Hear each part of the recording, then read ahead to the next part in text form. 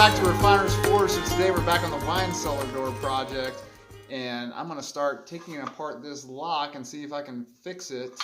Sometime in history got bent and beat up, and the key doesn't work in it, and the action doesn't work quite right, so we're going to see if we can fix it. Alright, let's get started. The first thing I need to do, it looks like, is take off this so I can get in and look at the action and this spring up here. So I've got 1, 2, 3 rivets to take out there.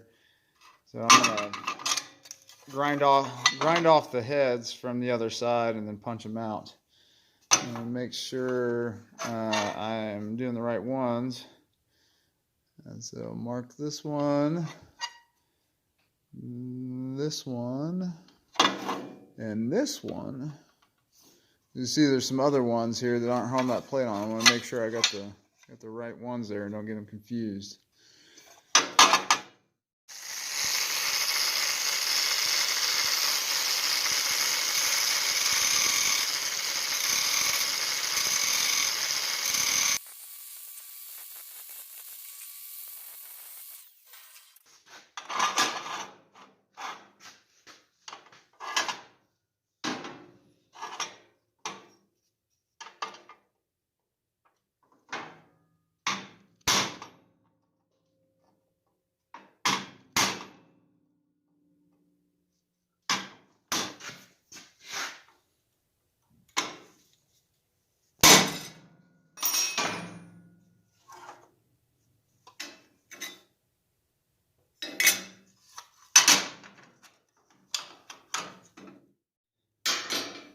So this lock is pretty cool. This is the first antique lock I've really looked at the insides of. So here's the key, and it looks like the key goes in here, and then the groove in the key is what it's kind of extra security feature, goes through that groove there. And then the spring should be pushing down to keep this latch down in these 2 grooves here. You can see those 2 grooves. And it looks like the key is then supposed to push this rectangle piece up, but it looks like this has been distorted enough that the key doesn't actually hit that enough to actually push it up. So that the key would push it up, and as it comes through, the spring would maintain pressure on it as the key is pushing lock mechanism back, and as the key clears, the spring would push this back down into this groove, and so that would be the open position.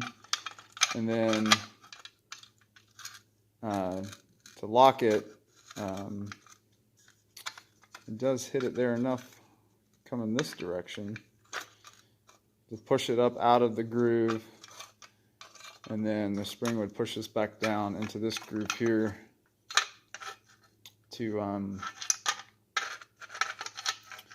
lock it and take the key out. So unfortunately, I think I'm gonna have to take it apart more than I was wanting to. I'm gonna have to take this out so I can fix this and also reset the spring, push it back down. So let's do that.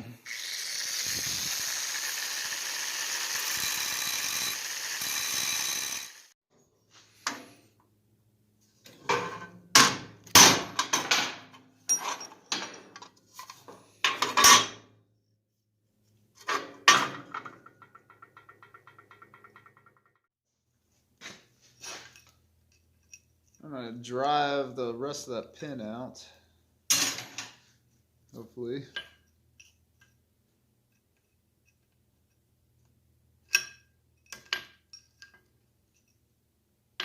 Looks like a tenon was filed in here, so the piece that goes through the faceplate's a little smaller than the actual pin that goes. Let's see if I can get this or not.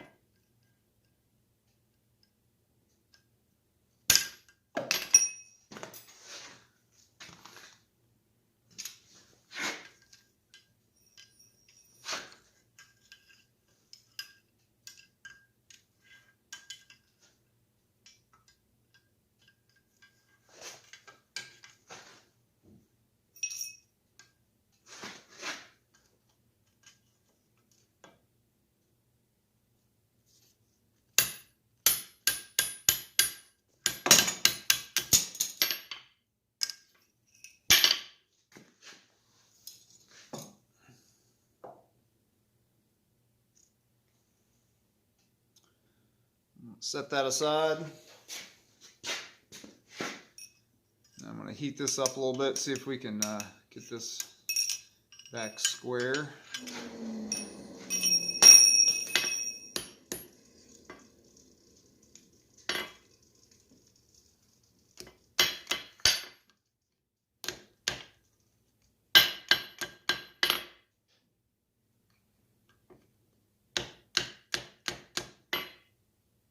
Working it over the hardy hole so I can push it down some.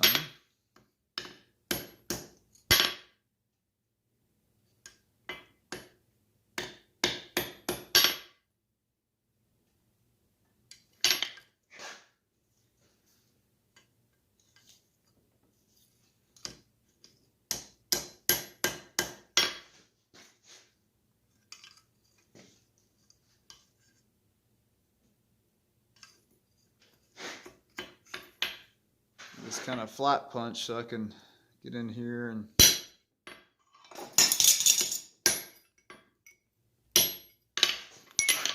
flatten that backside.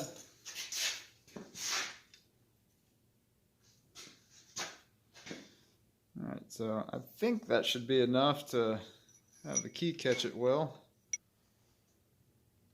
I'll make a new pin for it and give that a try.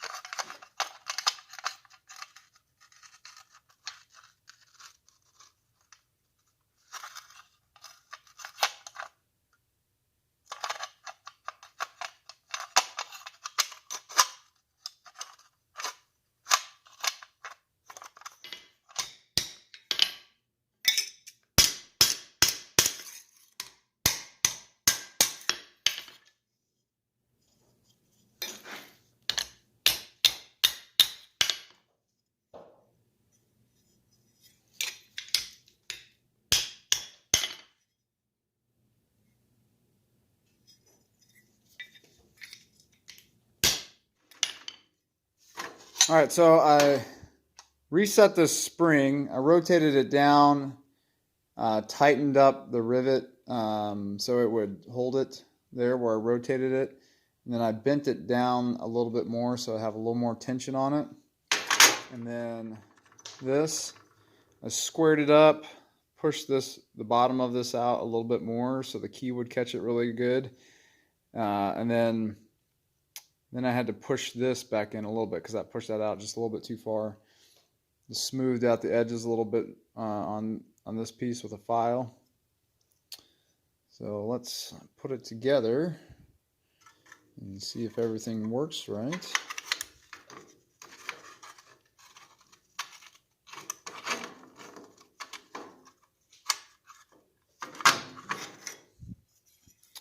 And then this, it was pretty bent, and so I straightened all that out with the anvil, and we'll just clamp it together.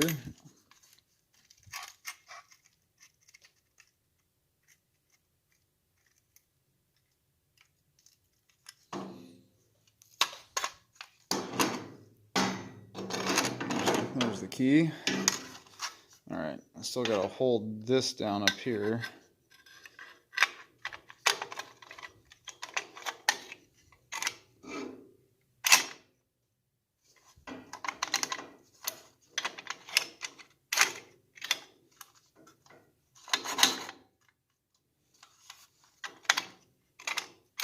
Success! So a really cool aspect of these old locks, is, see this was all one piece. And so this was cut out. And then this barrel was rolled for the pin.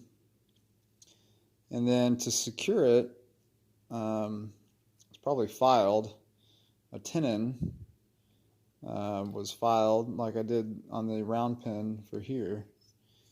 And then a hole was drilled or punched and passed through and was peened over. So all of these pieces are held on to the faceplate in the same manner. They're riveted on. This that has a notch cut out to secure the lock. This plate, I don't know if you can see down in there or not. Yeah, right there. On the front side, same thing. Tenons right here that pass through and are peened over to secure it. Same thing for this, where the bolt slides through. Has tenons on it that are passed through and peened over. Very secure way of construction. That's how they did it back in the day.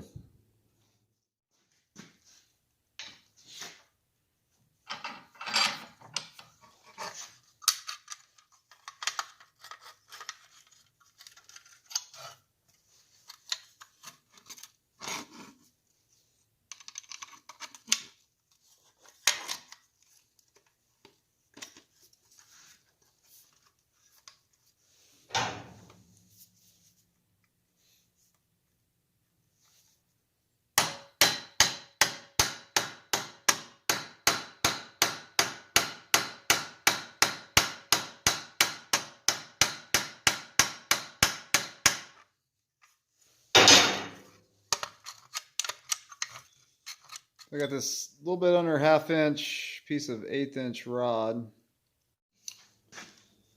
Got it in the vise. I'm going to see if I can dome one side over good here.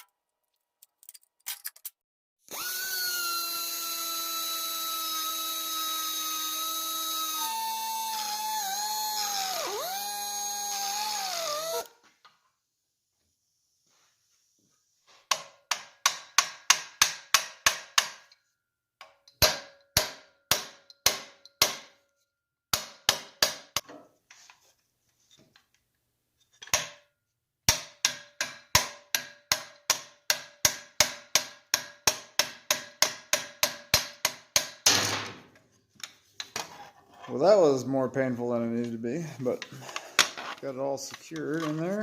So let's test it out and make sure it still works now that everything's connected.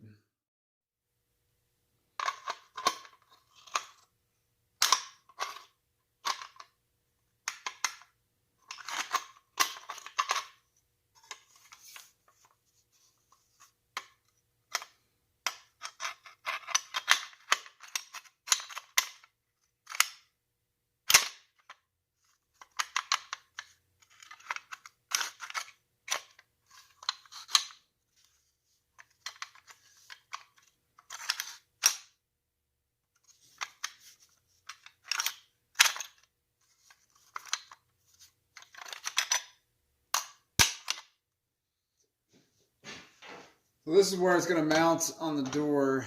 I'm going to have to make some straps that will rivet both the lock on and also rivet to these. So I'm going to have to drill some holes in the frame here and here and here and here for the straps. I'm going to have to make some kind of back plate to cover the back, or maybe I'll leave it exposed. I'll check with the customer, see if they want to leave it exposed and so you can see the inner workings of the lock or not from the back side. But anyways, yeah, really tickled that got it fixed. Man, that's so satisfying. Ooh. It's a lot of fun. Hey, thanks for watching. I hope you learned something like I did by taking that lock apart. It was really neat to see how it was constructed and to think about some blacksmith, who knows how many years ago, with files and hacksaw and hammer, putting that lock together. And then it was really cool to think about that now I got a chance to repair it and put it back into service again. So. But if you have any questions, let me know. I'd love to help you out. Don't forget to hit that like button for me. It'd be great if you left me a comment, and absolutely fantastic if you subscribed and or shared. We will see you next time at Refinersforge.